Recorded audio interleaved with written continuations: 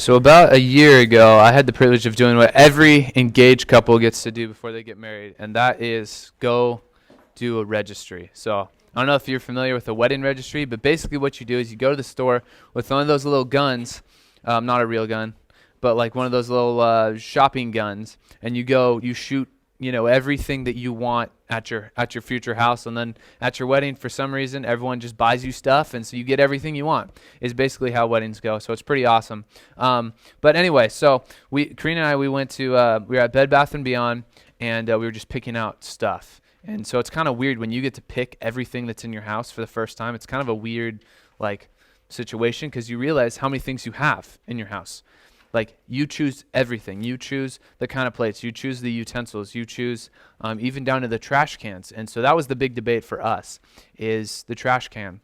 And I was very, very adamant about my trash can. I found one that I wanted. It was like a $95 trash can. So it's basically a $100 trash can. And I was like, this is the trash can I want, because my family, we're used to the trash can where you like wave your hand and then it like opens up for you and closes for you, and like really nice trash can. So I was used to that. So I was like, we're going to get a nice trash can. So we fought in that aisle, and she was like, she thought it was so stupid to get like an expensive trash can. Like, why spend $100 on a trash can? And I was like, well, it's not, my $100, it's someone else's $100. So I might as well get a nice one.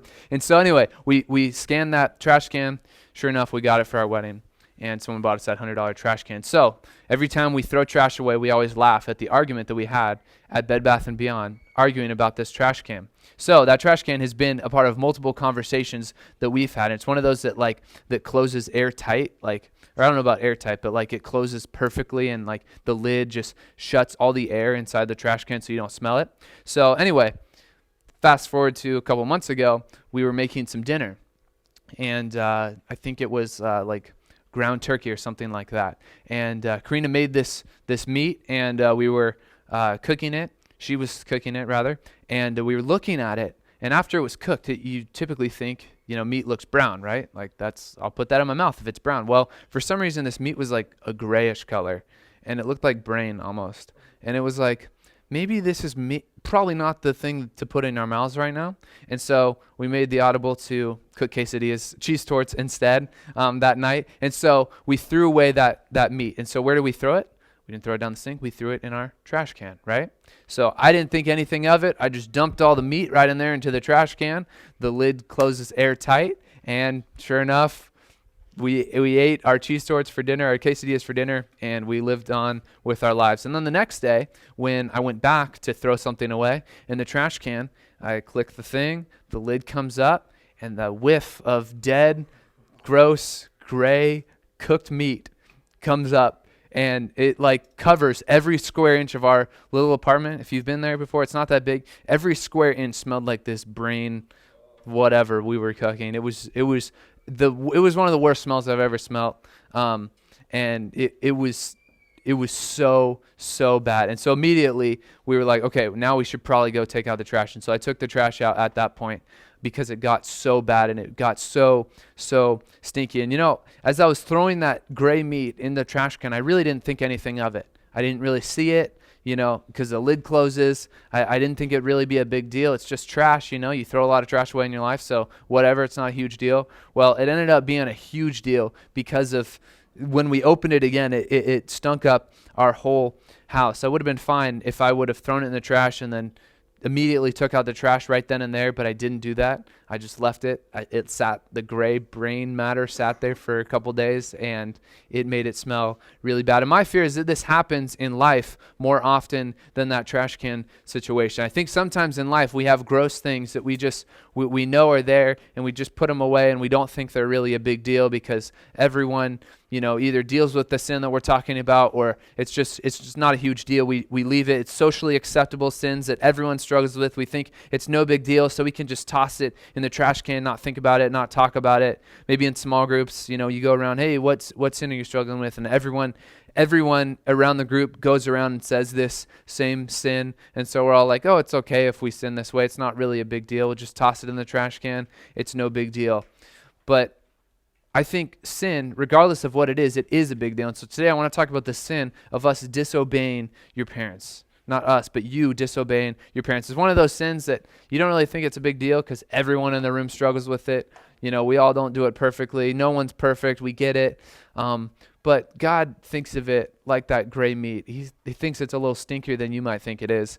You might leave it alone, think it's no big deal, but God really, really hates that sin of disobedience. So today I want to talk about that. I want to talk about how we can focus on obeying our parents, be more respectful to our parents, something that we need to not just throw in the trash can and not think about, but it's something we actually need to take care of right now and really focus on. So that's where we get in our series through Colossians chapter 3.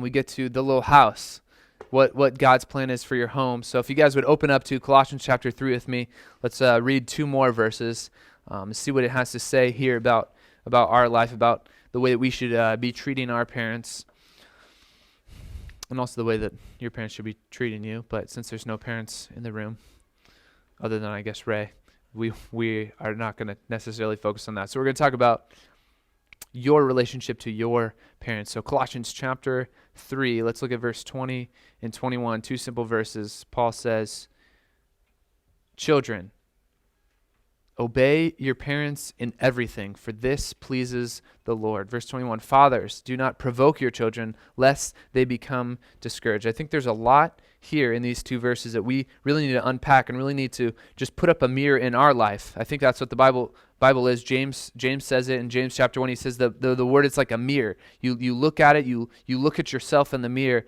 and you have to fix what's going on. So that's what I want to do today. I want to look in the mirror of your life and say, okay, how are we relating to our parents? And if you're someone here who lives at home, which I think is pretty much everyone here in this room, you live at home, your parents drove you here, no one here has a license, no one here has a car, so sounds like you're really dependent upon your parents. Remember, my dad would always say, if I'm paying the bills, you do what I say. If you live in your parents' house, if you sleep in their bed, if you put on their clothes that they buy for you, then this sermon is for you. So God, he actually really cares about every aspect of your life. You were here a couple weeks ago.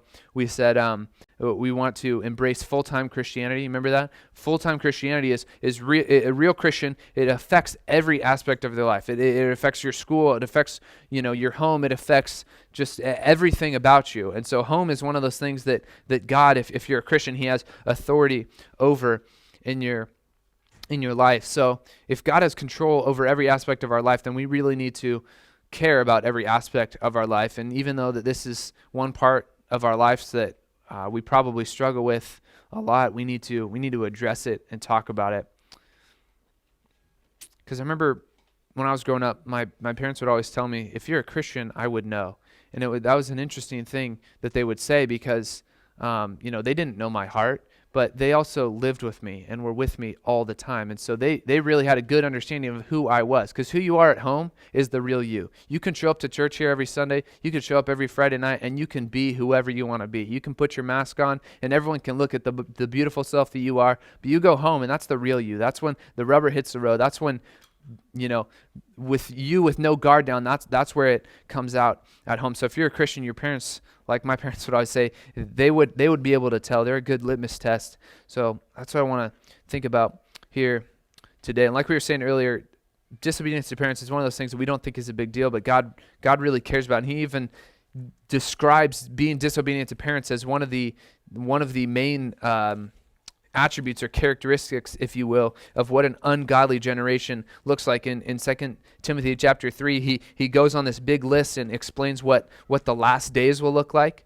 And he says, 2 Timothy 3, 1 through 5-ish, he explains all these different things. He says, but understand this, that in the last days there will come times of difficulty, for people will be lovers of self, lovers of money, proud, arrogant, abusive, and then it says disobedient to parents, and then it goes on with all these terrible things like brutal, not loving good, reckless, lovers of pleasure, all these terrible different sins, and it throws disobedience to parents right in the mix. So that shows us really that God cares about this just like he cares about your proud heart, or just how much he cares about your lying tongue, or any other sin that you can think of. God cares about this one just as much as the rest of those. So as children, as people who live under your parents' house, what does Paul tell us to do here? It says, it tells children, it says, children, obey your parents in everything, for this pleases the Lord. So use this phrase to sum up this whole verse. You write it down for point number 1. Obey God by obeying your parents. Really, you need to see these two as connected. God's plan, sorry, we don't have the slides today, but that's point number 1. Obey God by obeying your parents. It's super important you connect those two ideas in your mind. So what are we talking about when we say obey? Well, if you remember last week, we talked about wives submitting to their husbands, and now it says children obeying your parents. So there's these two lists of control and hierarchy and authority. But these two words are really different. In the English, it's different, submit and obey. And in the Greek, it's different. You remember last week I told you guys, or I taught you the word for submission. Does anyone remember what it was? Anyone? I remember Josh did, but unfortunately Josh is in the bathroom for like the third time. Sorry, he goes to the bathroom a lot. But the Greek word for submission is the word hupotasso. So hupo, you know that from your school. It means under, and tasso means to order or to arrange.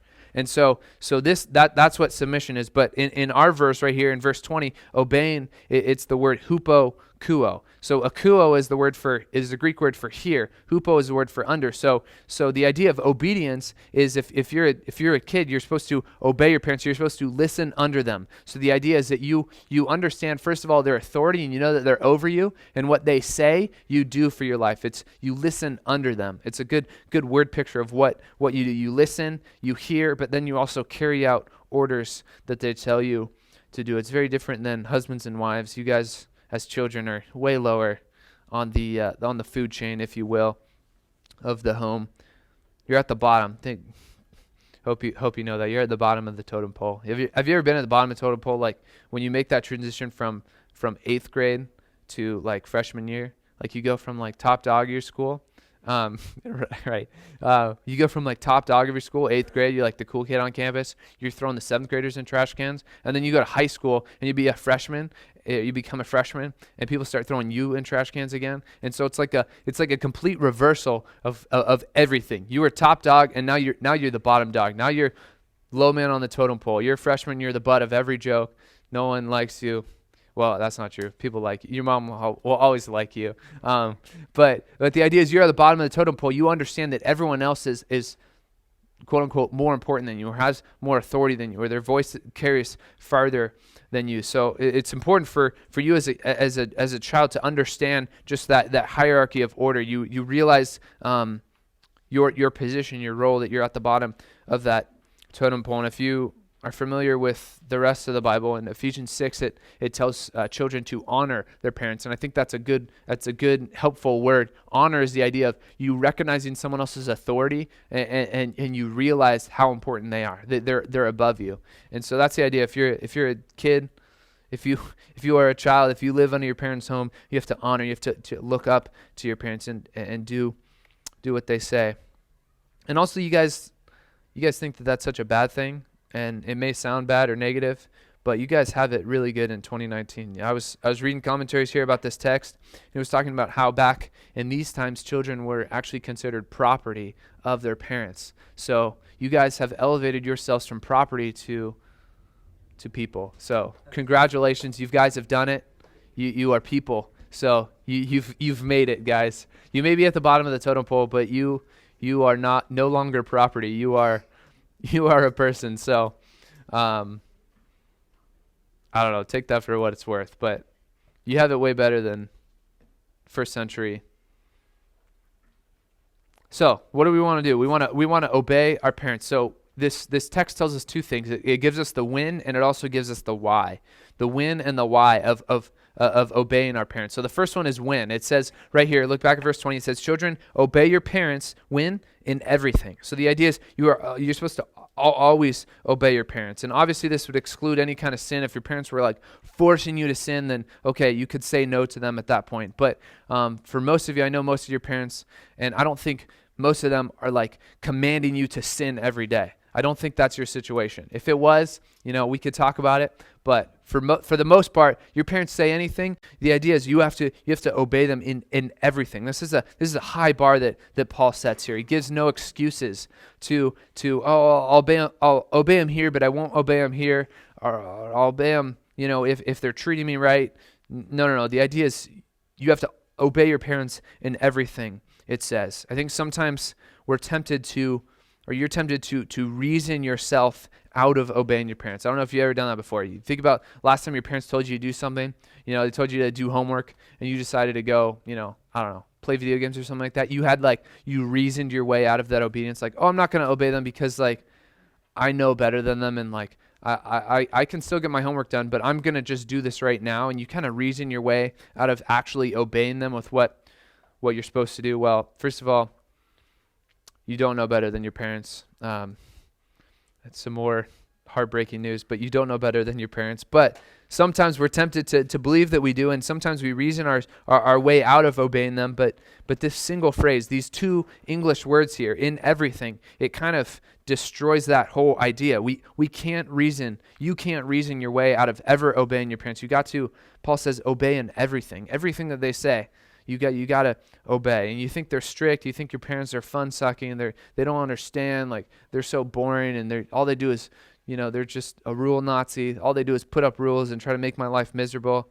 Well, I think, for one, you need to understand how much your parents care about you and how they're really, at the end of the day, they're trying to protect you. If you guys would turn over to Proverbs chapter 6 with me, we can see what your parents are really trying to do when they put rules up in your life.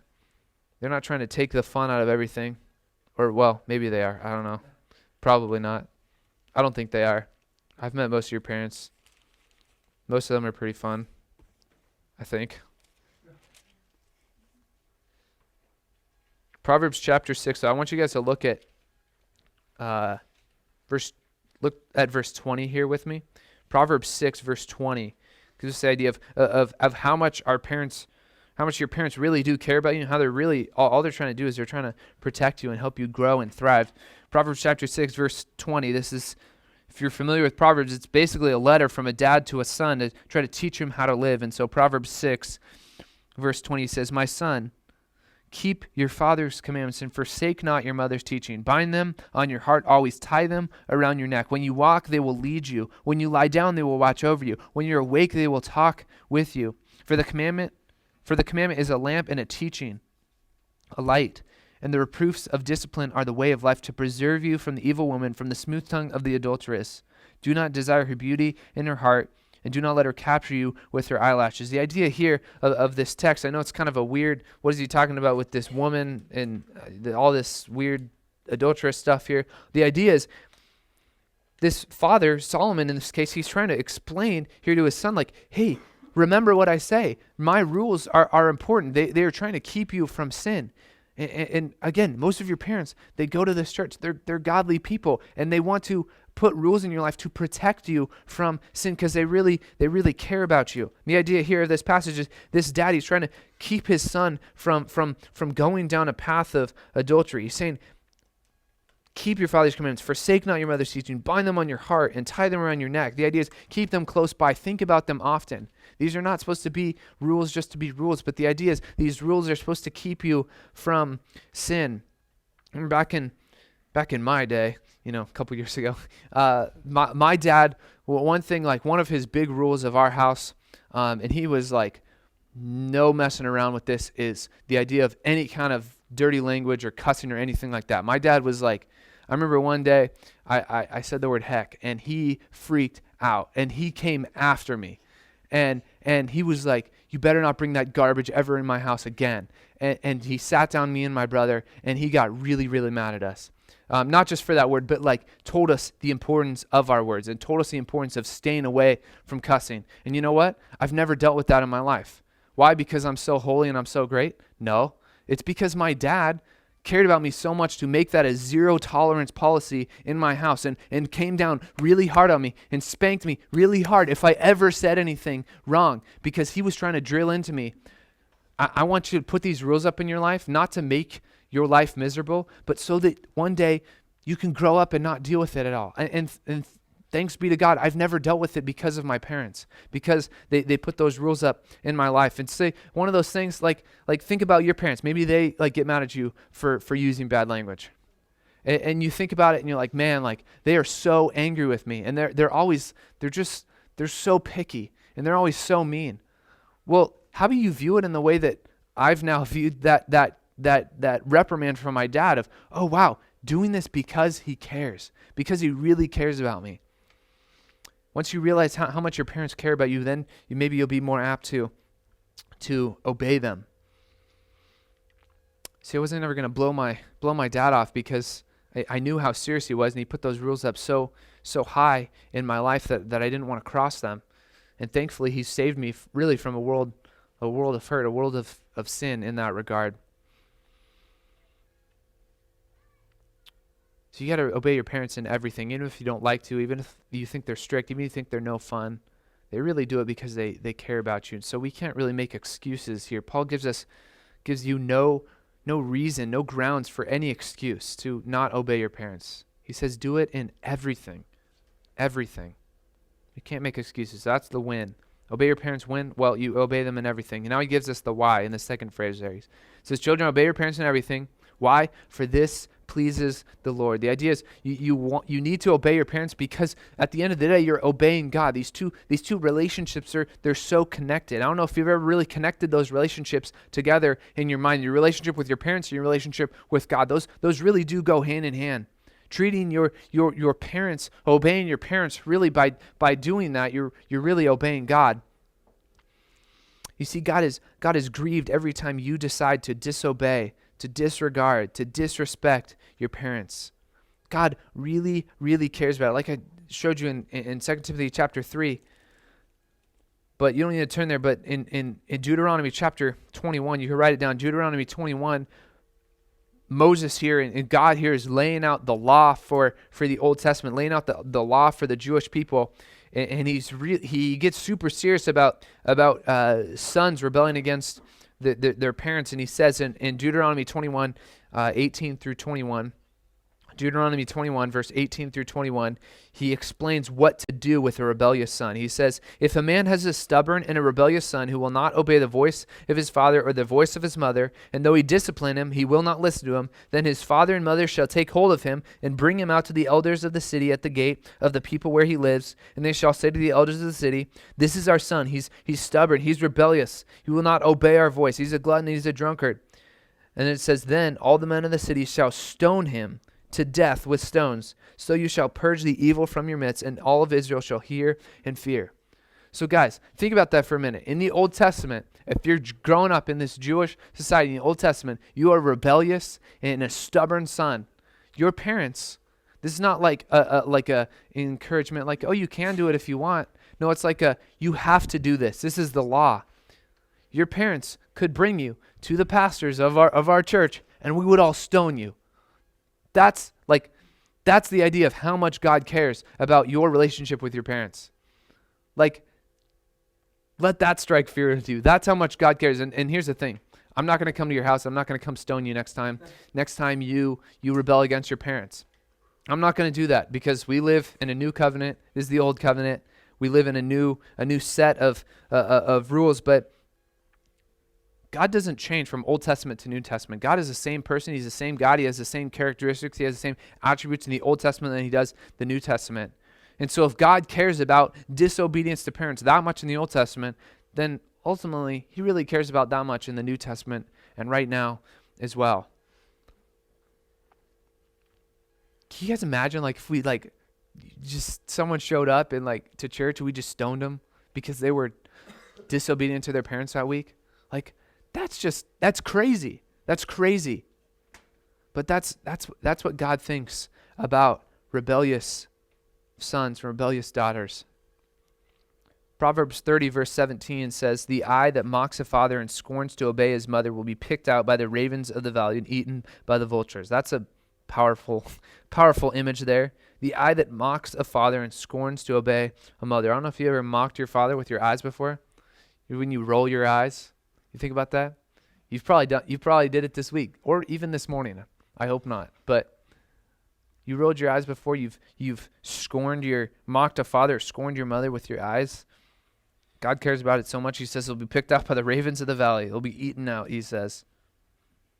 You see, God sees your disobedience more seriously than we do. And so I think it's healthy for us to stop here and to not just toss that sin like it's no big deal, but to really think about it the way that God thinks about it. View it in the same way that God does. Realize your disobedience is just bigger. It's bigger than you and what you think. So why are we going to do it? Well, it says it pleases the Lord. So this is God's, not only his commandment, you're disobeying him if you disobey your parents, but also you please God if you please your parents. And the last thing, it's not here in our text, but last thing, the why of why we should obey our parents is the fact that God blesses those who obey. Ephesians 6, 1-3 says, children, obey your parents in the Lord, for this is right. Honor your father and mother. This is the first commandment with a promise, that it may go well with you, and that you may live long in the land. The idea here is, this comes straight from the Old Testament. This comes straight from Exodus chapter 20. If you're familiar with your Bibles, you know Exodus 20 is what? The 10 Commandments. That's right. So this is one of the 10 things. This is number 5 on there. The most important thing that you can do. And it's the only commandment with a promise, it says. That it may go well with you. You obey your parents, God will bless you for it. It may go well with you, live long in the land. So do it because God commanded you to do it. Do it, guys, because it pleases God, and do it because you'll be blessed for it. You're sitting here like, I don't want to obey my parents. I don't like my parents. I don't respect them. I don't think that they, are good parents. Well, think about this for a minute. God placed your parents in your life purposely. He put every parent here represented in this room, every parent he put there on purpose. He said, this is who I want here. God doesn't make a mistake. Write down Romans 13, 1-3. Paul here is talking about authority. He's talking about governing authority, but I think this applies to our parental authority as well. It says, For there's no authority except from God, that those that exist have been instituted by God. Therefore, whoever resists the authorities resists what God has appointed, and those who resist will incur judgment. For rulers are not a terror to good judgment or to good conduct, but to bad. The idea here is that all authority, every authority in your life is chosen directly by God. And so when you disobey that, you are, like I said here, you're disobeying God. You are saying, okay, God, I see what you've put in my life, and I want to not honor that. I want to not obey that person that you have purposely put there for your perfect reason, your perfect will. Maybe you don't obey your parents because you have a problem with authority. You don't like to submit to authority. Well, welcome to real life. Because in real life, doesn't matter how old you are. First of all, you always have parents, but you'll always have authority. Maybe you won't have that same authority situation with your parents, but you're always going to have authority. You're always going to have a boss. I guess unless you are the boss, but if you're a boss, you still have another boss. Like there's always bosses. Pastor Elliott's my boss, but guess what? Pastor Elliott has a boss. And that boss is my dad. And then my dad has a boss too. There's always just a continual hierarchy of bosses. There's someone always more in control than you are. So you got to welcome to real life. You've got authorities in your life. God places them there for a reason. He says, whoever resists the authorities that God has appointed, those who resist will incur judgment. Ultimately what he's saying is you resist who, God's saying, if you resist who I've put there, then you're resisting me. Like I said here, Paul doesn't give a way out for any of us. He doesn't say, if your parents do this, then obey your parents. He says, no. He says, regardless, he says, obey your parents in everything. This is not dependent on your parents being good parents, not dependent upon your parents keeping their cool or keeping their temper. It doesn't matter. It doesn't even apply at all. And realize when you say right now, you're sitting here, you're like, I don't want to obey my parents. What you're saying is, I don't want to obey them because it's hard. What you're saying is basically that I just want to sin. Ultimately, that's what it comes down to. I want to do what I want to do. I want to sin. I want to obey myself when I want to obey myself. And guess what? Every sin in the world is you saying no to your flesh. Disobedience to parents, it's you. The way that you obey your parents is you say no to your flesh. You have to do the hard thing. And right now, you're temporarily living under your parents' roof. It's not always going to be like that. But for right now, you have to obey them in everything. Like my dad said, if I'm paying, you got to do what I say. Because I can kick you out on the streets, and you'd have no money, no phone, no clothes, no place to sleep. you'd be in a world of hurt, he would always say.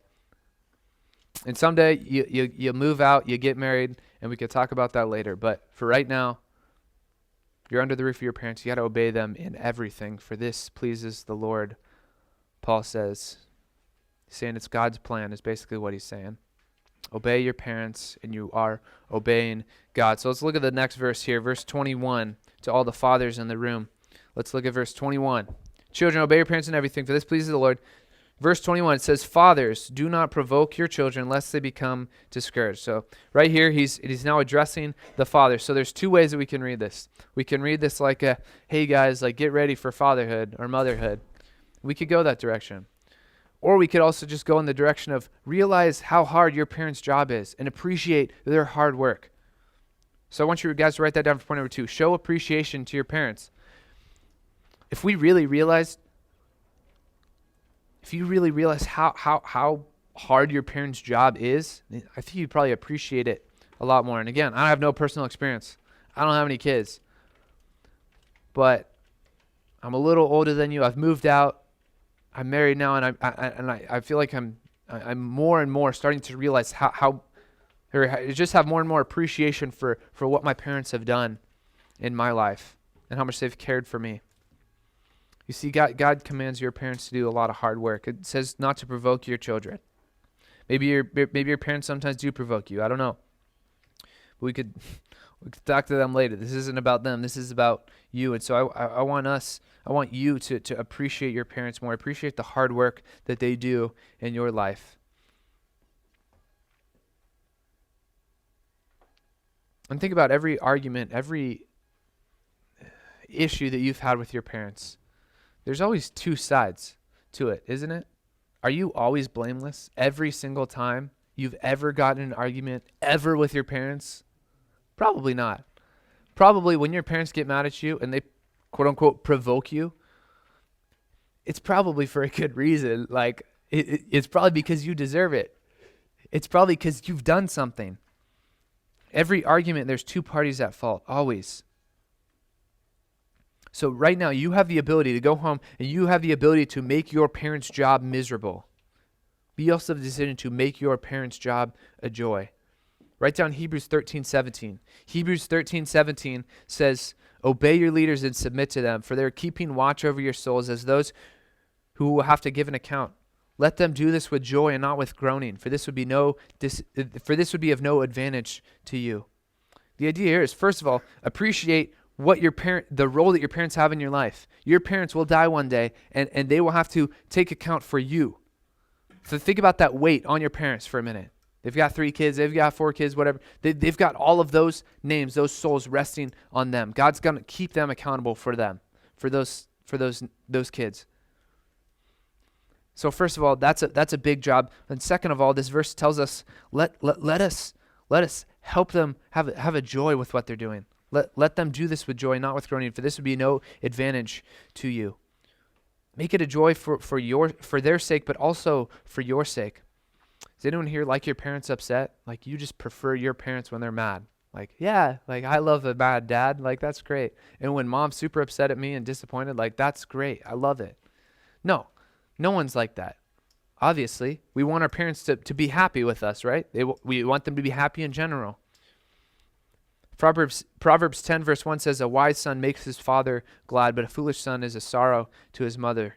The idea is you have the ability to make your parents' job a joy or make it a drag, make it brutal. So think back to the last time you made their life hard. Think about the last time you made that really stupid decision and they're really mad. They're really disappointed in you for it. Have you ever looked into your mom's eyes when they're, she's got tears in her eyes because of something you did, and your dad, he's there, sweat coming down his face because he's so mad at you? Like if you picture that image in your mind, think about how hard that was for you too. I mean, you probably put yourself in that situation yourself because you probably did something stupid to deserve it in the first place. But think about how hard that was. You are making their job hard. You are proving that you don't maybe love them as much as you say you do. It's so much easier if your parents are happy and you have the ability to do that. Like we said earlier, they are caring for your souls. Ephesians 6 verse 4, just the parallel passage from our Colossians passage, after it talks about children, it says, "Fathers, do not provoke your children to anger, but instead bring them up in the discipline and instruction of the Lord." The idea is they are supposed to care for you. They are supposed to guide you and instruct you and discipline you because they love you. And again, sometimes you want to throw in the towel because you think they don't care, but that's the stupidest lie that you could believe, that your parents don't care about you. They discipline you. They put rules up in your life. They do all these things because they really, really do care about you. Like we looked in that passage in Proverbs 6. What do we want to do? We want to bind the commandments of our fathers around our necks, tie them around our necks, so that we would avoid sin. We do what they want us to do because they care for us, and ultimately at the end of the day, they want to see us thrive. I don't know if any of you guys play sports. Have you ever had like a really good coach? Like you think back, like the greatest coach you've ever had.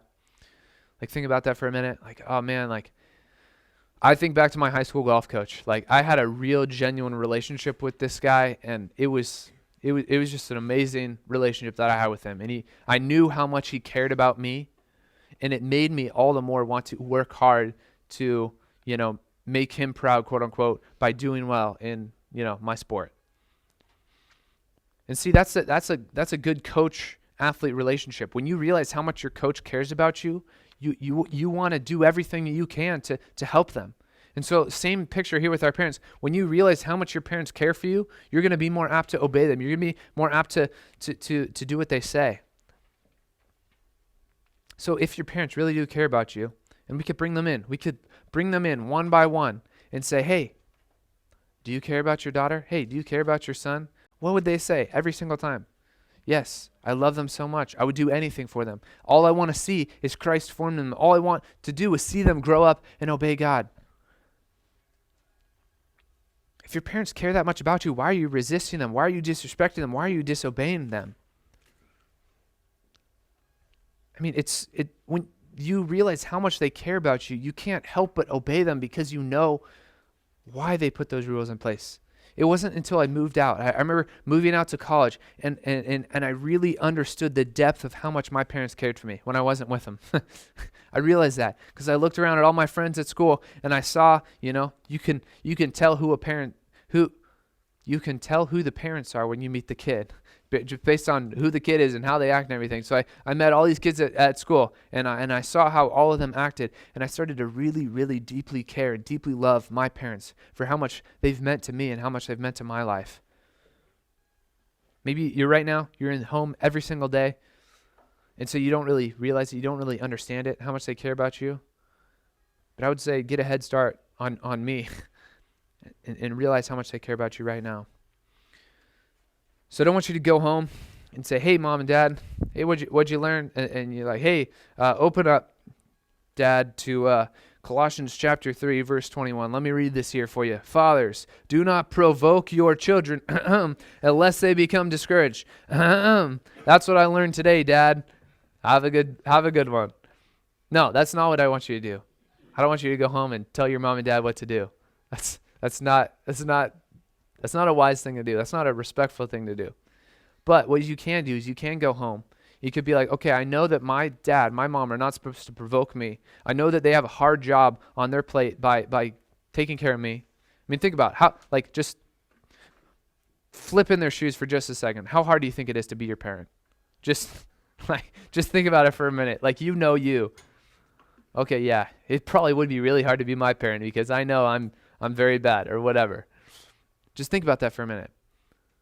You realize how much your parents care for you. Okay, I want to now obey them. I want to go home. I want to appreciate them. I want to do what they want me to do. So I came up with an acronym to help you remember what to do. It's a stupid acronym, so you're going to laugh as soon as I say it. But it's a very simple acronym that you can go home and do. You ready for it? The word is sort. S-O-R-T. I want you to sort your parents. Not like mom and dad, like male, female, not like that. But I want you to sort your parents. What do I mean by that? I got 4 things for you to do. First one is I want you to serve your parents. First one is serve them. You see a need, you see something that you can do for them. Okay, you drop your video game. you you drop your Brawl Stars and you go and you help her. You help your mom do the dishes, or you help your dad in the garage, or whatever it is. Serving them, doing something out of helping them fulfill a need. First thing is serve. The next thing is obey. Simply just do what they say. They tell you to do this. They tell you to, not go on your computer when you're supposed to be doing homework. They tell you to, not listen to that music or not watch that movie or whatever. Okay, well, I'm going to just do what they say because they probably know better than me, because I guarantee you they do. You want you to obey them. Obey them right away. Serve them, obey them. Next thing is respect them. This is just honoring them with how you talk, with even how your body language is. Like we said earlier, you roll your eyes. You probably roll your eyes a lot. I'm sure you've done it a lot this week, haven't you? Rolled your eyes at your mom, rolled your eyes at your dad. You can respect them by the way that you look them in the eye, by the way that your body language is. You can respect them by the words that you say to them. The last one kind of encapsulates point number 2 is you want to thank them. You want to serve them, obey them, respect them, and thank them. Just show them how much you appreciate them. When was the last time you went up to your mom or dad and say, hey, thank you for, not like thanks for lunch, but like a deeper thank you than that. Like, thank you for doing everything you do to give me a place to live and like to help me, to take me to church. And thank you for all that you do in just discipling me as a person. Think about how far that would go if you really did that, went home to your parents. Serve them, obey them, respect them, and thank them. Sort them. I want you to sort your parents this week. Serve, obey, respect, and thank them. Ultimately, at the end of the day, you're not going to be able to do any of these things if you don't have the Holy Spirit. If you don't have that relationship with God, if you aren't obeying God with your life, then it's going to be really hard for you to obey your parents. I know I've told you my story before. I had a rough relationship with my parents until the day I got saved, and everything didn't change overnight, but it slowly began to change. My relationship with them, it wasn't just command, spanking. It was like, no, I had a genuine relationship with them. I started to, maybe not day one, I was like obeying them right away the day after I got saved, but I started to sort them a lot more. Serve them, obey them, respect them, and thank them. So ultimately, you can't really do this if you don't have the Spirit. That's going to help you get out of this rut that you're in of disrespecting them, disobeying them. But I don't want us to blow this off. I know it's something that we can all relate to. I know it's something that we all struggle with, that we go around in small groups. Hey, what sin do you struggle with? Oh, I disobeyed my parents. Oh, great. Just like everyone else. Like, we think it's no big deal, but God thinks it's a huge deal. God really cares about it. So let's take it seriously this week. Let's go to God for help. Let's ask him right now to help us with our relationship with our parents, that our home life would just improve because we have submitted our will to Christ and to God's plan, if you will. So let's bow our heads right now. Let's talk to God. Ask him for some help. God, we just acknowledge how powerful you are. We acknowledge that you are our Heavenly Father, our perfect Heavenly Father. God, our parents, though they try, they still sin, but they're sinners raising sinners. God, we know that we fall short all the time. God, I pray for every student here. They go home tonight, they go home tomorrow, the rest of the week, next month, next year. God, and they would start to take this part of their life way more seriously, God. I pray that this week they'd be able to serve their parents in ways that they weren't able to last week. I pray that they would obey their parents the first time and not the 10th time they ask them to do something. God, I pray that you would help these students respect their parents by what they say and the way that they just use their body language. God, I also pray that these students here would be thankful for their parents. They would show their appreciation for their parents, God. Every parent represented here in this room has a hard job, a really hard job of caring for each of these students. I pray that these students here would make their job a joy and not a burden. You would help them do that here this week, God. We love you. We're so thankful for your word and for how convicting it is for our lives, God. We love you. Thankful for all you're doing for us. In Jesus' name, amen.